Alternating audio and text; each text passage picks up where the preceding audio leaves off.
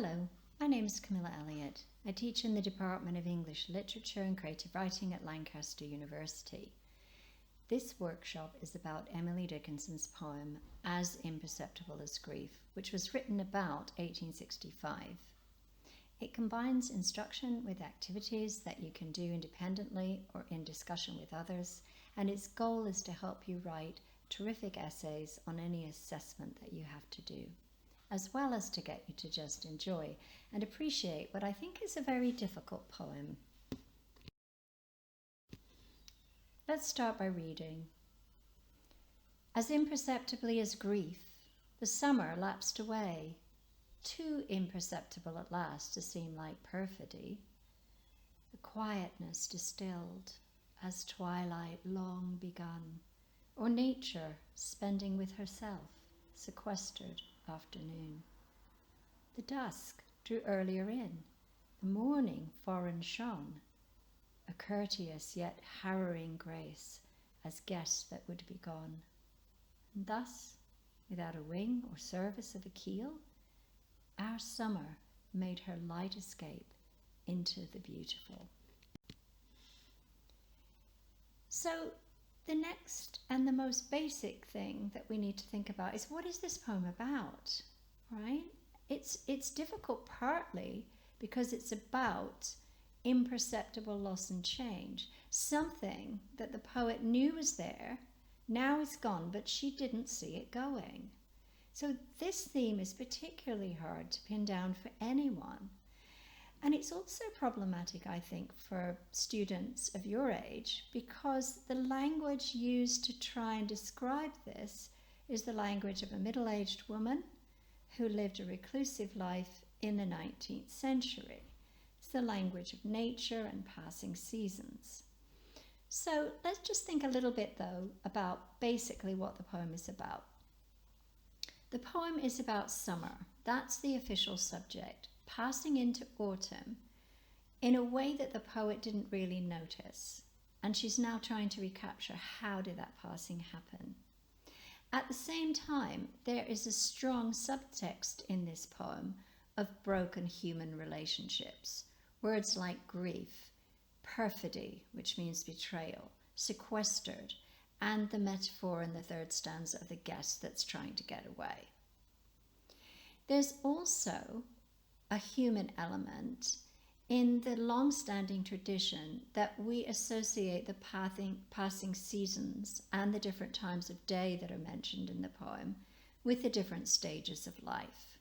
So we have this poet who is writing about passing from the prime of life, which would be summer, into middle life, midlife, middle age. Now, one of the reasons it's difficult for many people to relate to this poem is that you may not even have reached the prime of life, let alone pondered its passing. So the question is, how can you relate to this poem? Relating to a poem is essential to digging into it, to doing well when you write assessments on it, and to being a successful reader of poetry. So if there isn't a direct way for you to relate to the poem, what we can do is pull back and think about, what is this poem about more generally, besides summer or broken relationships or growing old? We can say that this poem is about someone trying to recapture the moment when something that they didn't see going departed, trying to describe how that looked, how that felt, how it sounded, trying to think about where that went. So all of us have things in our lives that have vanished without us noticing them. I remember not really noticing when I changed from being a child into an adolescent. I also didn't really notice when some of my childhood hobbies or childhood friends drifted away or I lost interest in them. There's also experiences like seeing someone you know, whether it's a family member, a friend, or a pet, growing old. When did our dog suddenly get old? and not be able to run around and chase after the ball? When did my grandma start to get so tired? There are also more subjective things, like you could think about a way that you used to feel, perhaps when you read a book or listened to a piece of music or played a game, and you just don't feel that way anymore. You may have had hopes and dreams when you were a child of what you wanted to be when you grew up that you don't have any interest in anymore. So there are lots and lots and lots of things that you can do to try to relate to this poem on a general level. And what I'd like to encourage you to do now is to actually do some writing about this, because when you start putting things down into words, that's going to give you another way to engage with the words of the poem. So, what I'd like you to do is to think about something that you didn't notice going until it was gone, and trying to recapture that going. What was that like? What was it like, the thing you didn't notice but you want to recapture? So the first thing is, what was it like? What similes or metaphors might you use to describe that? Secondly, when did you realize it was gone? Thirdly, what did it sound like? Fourthly, what did it look like? Fifthly, how did it feel? Finally, where did it go? Where has it gone to? Where is it now? Is it in your memory? Is it gone altogether? And then how did it go? What was the method in which it went? These are all things that the poet writes about in her poem. And it would be great if you could pause the video now and do some writing about these questions. When you're ready, continue on. So now what we want to do is we want to look for the answer to these questions that you've been looking at in the poem, and to see how the poem answers them. And then later on, I'll be asking you to set your own writing and your own thinking and your own experience in dialogue with the poets. This is a wonderful way to get really into a poem, never to forget it, and to deeply understand it.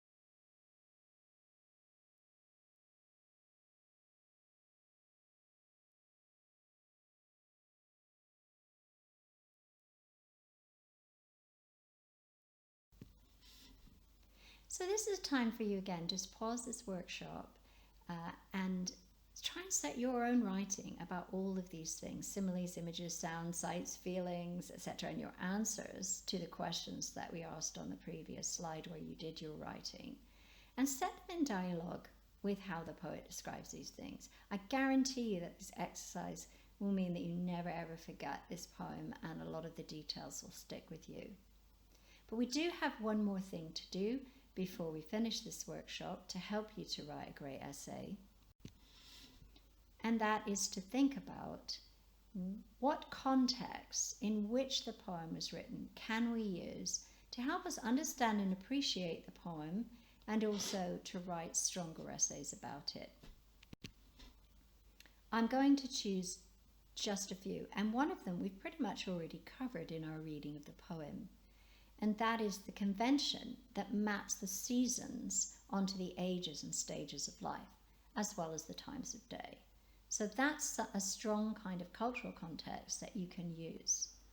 The next one is going to be some aspects of Dickinson's biography, which is much richer and much longer than I can cover in this workshop.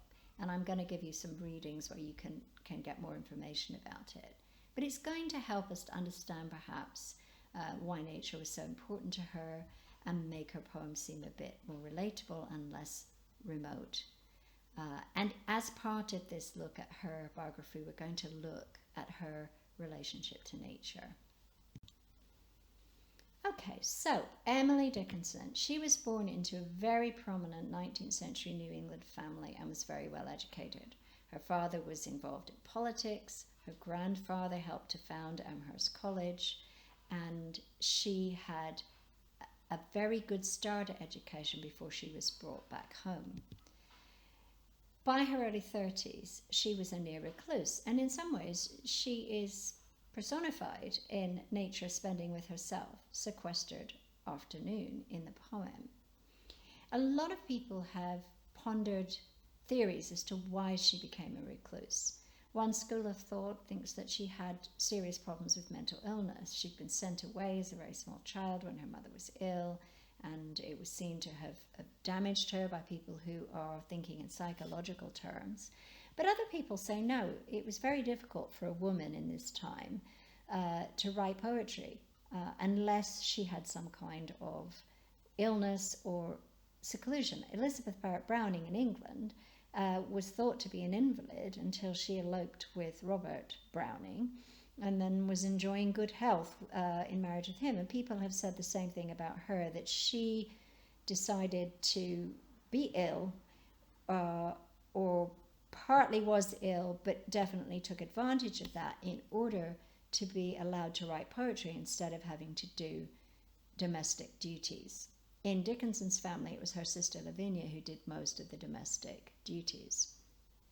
Other people have said that there was some kind of protest in her seclusion against the society that she was born into, not just as a woman, but a very strongly religious society that she didn't really agree with. But however we interpret it, she was dedicated to writing poetry by her late 20s. At the time, most of her childhood friends were married, having families.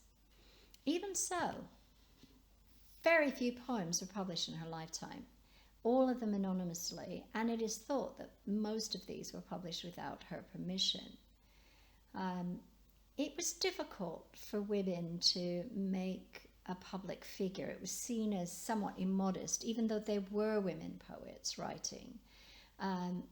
But we also have a sense that her dedication to poetry and also to nature comes from having had intense relationships, but first with school friends who then went off and got married or found her too intense for them. And also we see in some poems and letters unrequited love for somebody known as master, right? So there is a sense that poetry was a place where she could commune with herself and find some kind of vocation and some purpose in the absence of getting married or having domestic duties at home. You can read about her religious nonconformity. At the end of the workshop, I've got some further reading suggestions for you, all of them online, so it's easy to get to.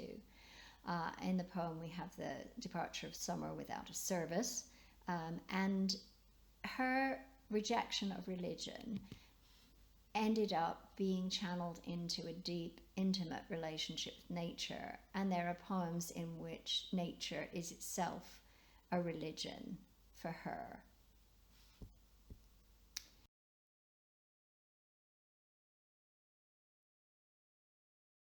So I mentioned a poem that she wrote about nature being a place for religion.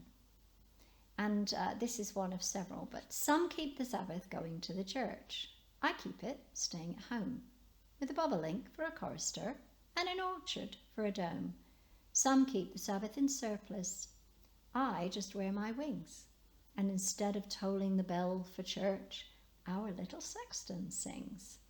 God preaches, a noted clergyman, and the sermon is never long, so instead of getting to heaven at last, I'm going all along.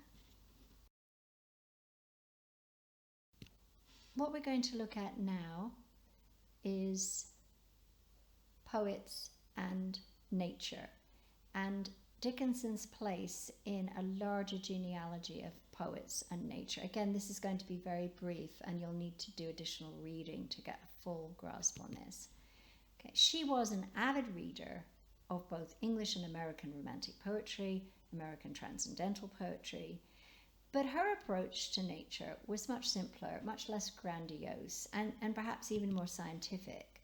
So she writes a lot about robins rather than the soaring skylarks of Percy Shelley or the mysterious nightingales of John Keats. She also rejected the moralistic sentimental approach to nature, where everything in nature was a lesson.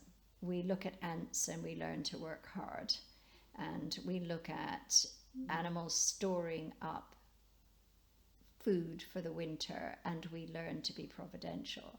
This was what women mostly wrote about in her time, and she rejected that.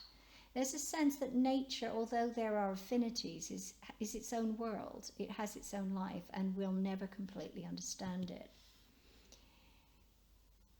Some critics, and I've put the reference at the end of this workshop, have made a very interesting point about nature being a process of dying into immortality.